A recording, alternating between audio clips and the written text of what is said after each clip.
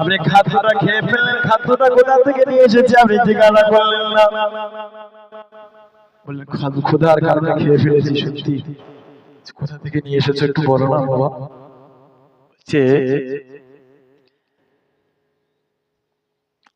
জাহেলি মানুষের কাছে মন্ত্র পড়েছিলাম, জাহেলি মানুষের কাছে তাদের মন্ত্র পড়েছিলাম। মন্ত্র পড়ার পরে তারা ওয়াদাবদ্ধ হয়েছে আমাকে কিছু দেবে। তাদের বাড়িতে বিয়ে হচ্ছে আজকে। আমি গিয়ে বলেছি যে সে ওয়াদা করেছে কি দেবে দাও, তারা ওই খাদ্য আমাকে দিয়েছে। নবী পাকের সাহাবী আবু বকর রাদিয়াল্লাহু তাআলা ওই সময় বলতে লাগলেন ওই সময় বলতে লাগলেন ইন্না লিল্লাহি ওয়া ইন্না ইলাইহি রাজিউন।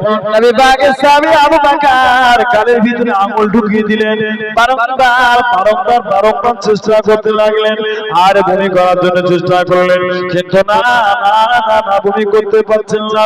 সাথে সঙ্গীরা সময় বললেন ও নবী পাকের সাহাবী আবু বকর একটু পানি এনে দিচ্ছি, এক পেয়ালা পানি পান করে নেন, সহজে বমি হয়ে যাবে।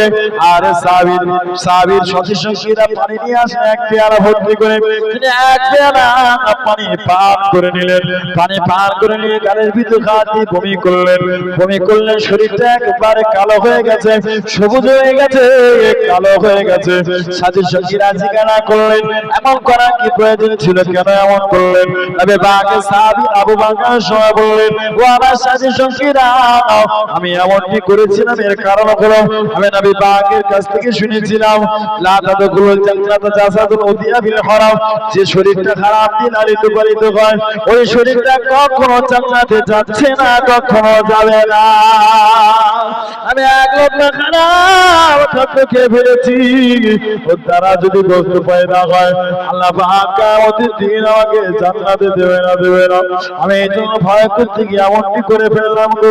নবী পাকের সাহাবী হযরত ওমর রাদিয়াল্লাহু তাআলা আনহুর কাছে একজন ব্যক্তি দুধ নিয়ে আসলেন। দুধ নিয়ে আসার পরে তিনি কিছু জিজ্ঞাসা না করলে দুধটা খেয়ে নিলেন। খেয়ে নেওয়ার পরে পান করার পরে জিজ্ঞাসা করছে যে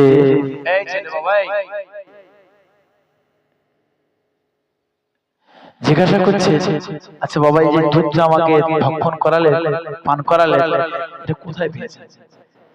বললে যে আমিরুল মুমিনিন, আমি আপনাকে বড় ভালোবাসি, আপনাকে কিছু খেতে দেবো, আমার কাছে গরিব মানুষ তো জোটাতে পারি না, তো ওই বায়তুল মালের সরকারি মাল, সরকারি উট আর গরুর উট আর ছাগলের দুধ আমি ভাগে পেয়েছিলাম, আমি একা খাবো, আমি আপনাকে ভালোবাসি, আমি আপনাকে দিয়েছিলাম, আপনি খান, ওটা আমার জন্য সাদকা লাকা হাদি আপনার জন্য এটা হাদিয়া, আমার জন্য সাদকা, আপনার জন্য হাদিয়া।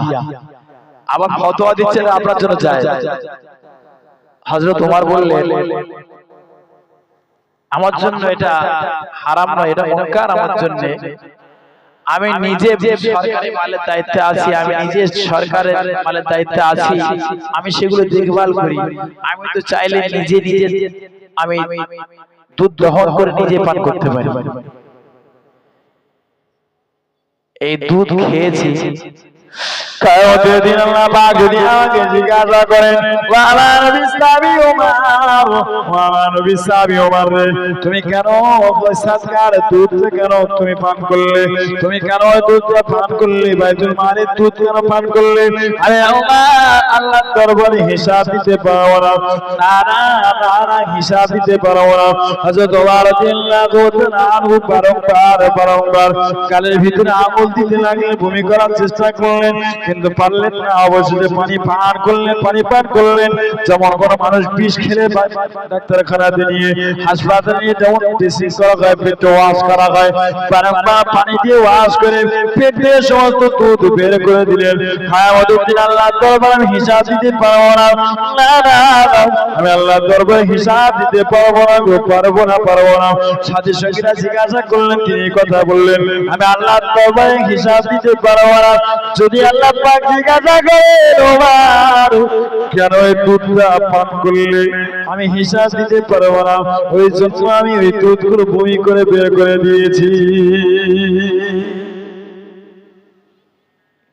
কি বুঝবে? কি বুঝলেন ওয়াজে? হারাম। মানুষ তো হারামের দিকে লক্ষ্য করে, বুঝলেন না?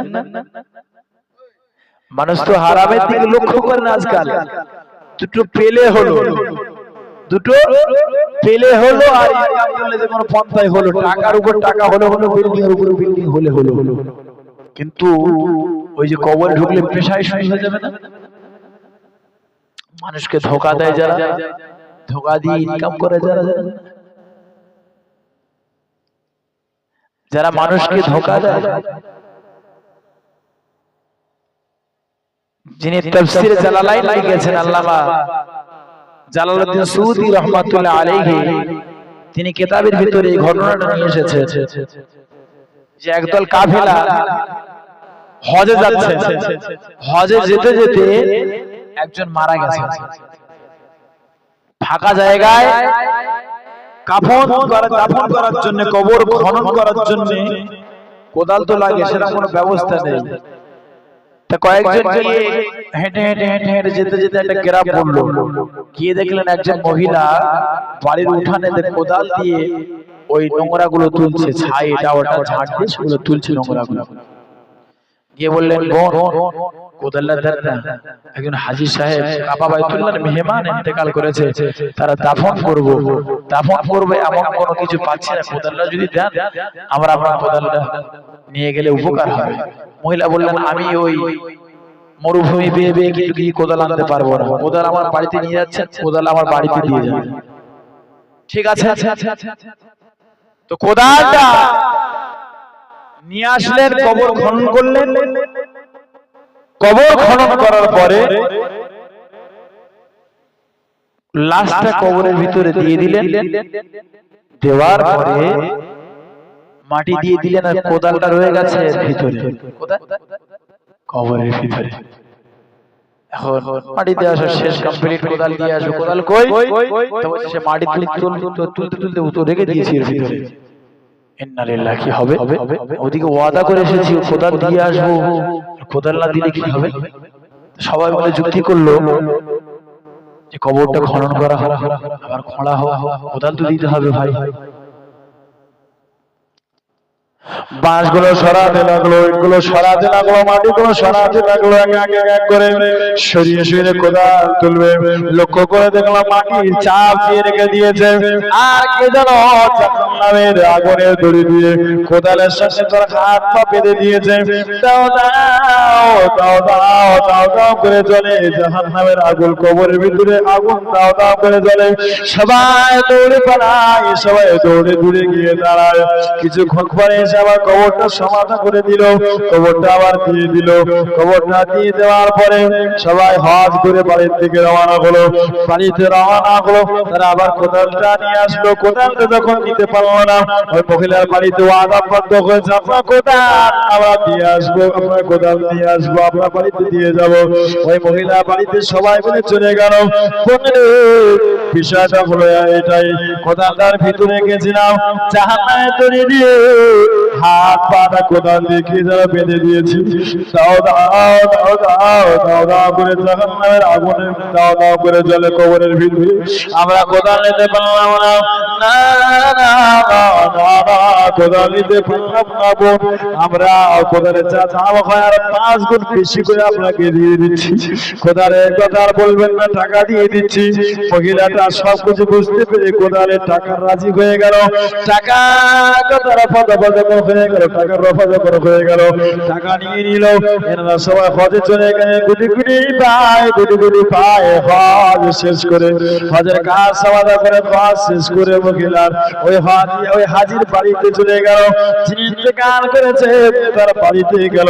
প্রাণের বিবি বেঁচে আছে, তার প্রাণের বিবি বেঁচে আছে। বিবিকে লক্ষ্য করে বললেন, ওরে আল্লাহর বান্দা হাজী সাহেবের বিবি, ওরে আল্লাহর বান্দার বিবি রে, আপনার প্রাণের স্বামী কি এমন কাজ করতো, কি এমন কাজ করতো বলুন না, বলুন না। তার কবরের ভিতরে কোদালটা ফেলে দিয়েছি, কোদালটা ফেলে রেখে দিয়েছিলাম, জাহান্নামের দড়ি দিয়ে জাহান্নামে দড়ি দিয়ে কে যেন কোদানের সঙ্গে হাত পা বেঁধে দিয়েছে আর তাও দাও দাও দাও করে আগুন জ্বলে। কি এমন অপরাধ করেছে, কি এমন অন্যায় করেছে বলুন বলুন বলুন। ওই মহিলা সময় বললেন, আমার প্রাণের স্বামীকে বারংবার করেছিলাম, বারংবার বারংবার মানা করেছিলাম এমন কাজ করবেন না। নিজের ব্যবসায়ী, নিজের ব্যবসার পার্টনার একসাথে ব্যবসা করতেন, একসঙ্গে ব্যবসা করতেন, ব্যবসার পার্টনারকে হত্যা করে কোটি কোটি টাকার মালিক হয়েছে, অনেক টাকার মালিক হয়েছে, তার টাকাগুলো সব নিয়ে নিয়েছে। বারংবার বারংবার মানা করেছিলাম কিন্তু শোনেনি শোনেনি। তার কবরে আগুন চলবে না, কার কবরে আগুন চলবে গো? আমার প্রাণের স্বামী তার পার্টনারকে মেরে দিয়ে তার টাকাগুলো নিয়ে আত্মসাৎ করেছিল। আল্লাহ পাক তার উপর নারাজ হয়ে গিয়েছে। ওই জন্য তার কবরে এমন করে দাও দাও দাও দাও করে আগুন জ্বলে। অনেক আছে না পার্টনারকে মেরে দেয়, একসাথে ব্যবসা করে, বন্ধু দুই বন্ধু একসাথে ব্যবসা করে, বুঝতে না? একসাথে ব্যবসা করে, একসাথে ব্যবসা করে, মার্কেটিং এর কাজ করে, প্রমোটার বলে না, কলকাতা একবার ঘটেছিল, একসাথে কাজ করে, টাকা নিয়ে কি ঝামেলা হচ্ছে, বাস খতম করে দিয়েছে, গুলি করে শেষ। বুঝতে পারছেন না? আরেকটি ঘটনা অনুরূপ মুয়াত্তা মালিক লিখেছেন, মুয়াত্তা মালিক লিখেছেন একটি ঘটনা। সেটা হলো এটাই যে হজে যাচ্ছে এক কাফেলা, যেতে যেতে হঠাৎ করে একজনের ইন্তেকাল হয়ে গেছে। অনুরূপ ঘটনা, ইন্তেকালের পরেতে তাকে কাফন দাফন করে তারা হজের কাজ সমাধি করে, হজের কাজ সুসম্পন্ন করে বাড়িতে রওনা দিয়েছে। তার বিবির কাছে সে গিয়ে বলছে যে আপনার স্বামী কি কাজ করতো, কি এমন অপরাধ, কি ব্যবসা করতো, কি করতো গো? সে মারা গিয়েছে, কবরে দিয়ে দিয়েছি। সে মারা গিয়েছে, কবর খনন করেছে। ঘটনাটা এটাই, মারা গিয়েছে, কবর খনন করেছে, দেখছে বড় বড় আলো সাপ। দ্বিতীয় জায়গা কবর খনন করেছে, আবার সেখানে সাপ। তৃতীয় জায়গা কবর খনন করেছে, সেখানে সাপ।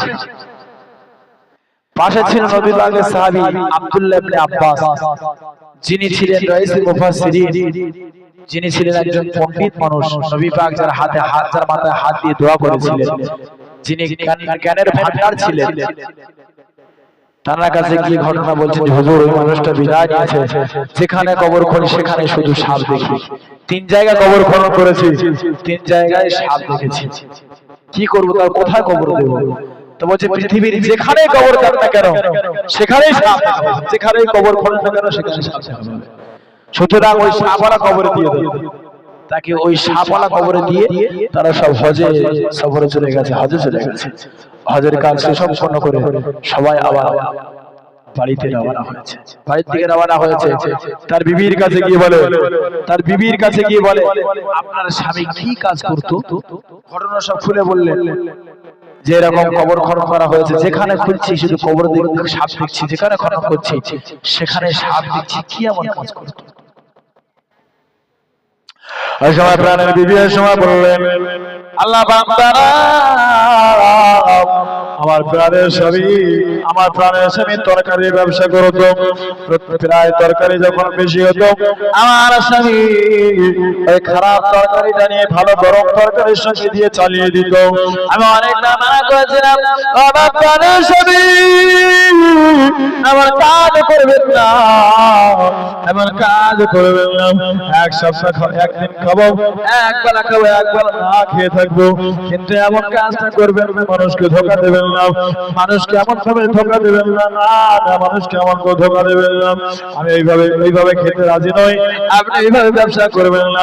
আমার প্রাণের স্বামী আমাকে বললেন, আরে ধনাঢ্য মানুষ হতে গেলে, বড় লোক হতে গেলে এইভাবে ব্যবসা করে বড় লোক হতে হবে। আমি অনেকবার মানা করেছিলাম কিন্তু শোনেনি। খারাপ তরকারি ভালো তরকারি, খারাপ তরকারি দিয়ে চালিয়ে দিত। আমার স্বামী এটাই ছিল অপরাধ, এটাই হলো আমার স্বামীর অপরাধ। মানুষকে ঠকিয়ে ব্যবসা, মানুষকে ধোঁকা দিয়ে তরকারি ভালো মালের সঙ্গে খারাপ মাল দিয়ে চালিয়ে দেয়। রাসূলুল্লাহ সাল্লাল্লাহু আলাইহি ওয়াসাল্লামের সাহাবী রাসূলুল্লাহ সাল্লাল্লাহু আলাইহি ওয়াসাল্লামের সাহাবী ওয়াসিলা রাদিয়াল্লাহু তাআলা তিনি বর্ণনা করেন রাসূলুল্লাহ সাল্লাল্লাহু আলাইহি ওয়াসাল্লাম বলেছেন, যদি কোনো মানুষ যখন কোনো মানুষ ব্যবসা করে, ব্যবসার সময় তার মালটা খারাপ মাল কিন্তু মানুষের কাছে বিক্রি করে দেয়, খারাপ কথাটা বলে না, বিক্রি করে দেয়। রাসূলুল্লাহ সাল্লাল্লাহু আলাইহি ওয়াসাল্লাম হুজুর আমার বলেন, যদি খারাপ কথা না বলে বিক্রি করে দেয়, আল্লাহ পাক ওই বান্দার উপরে আল্লাহ সব সময় নারাজি।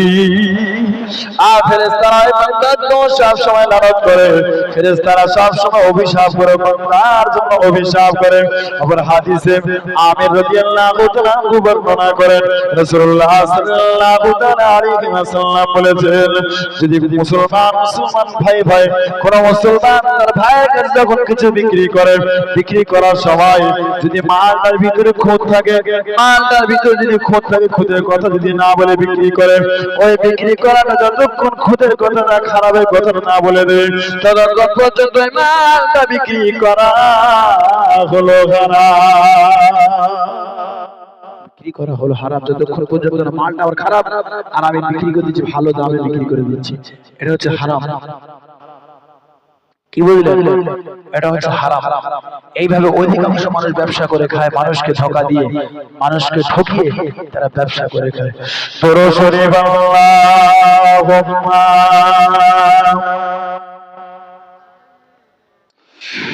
মাওলানা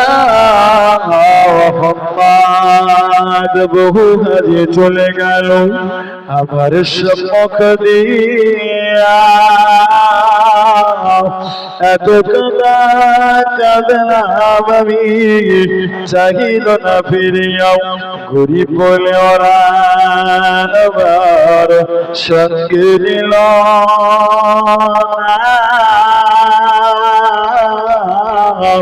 যাব আমি জিয়ারতে।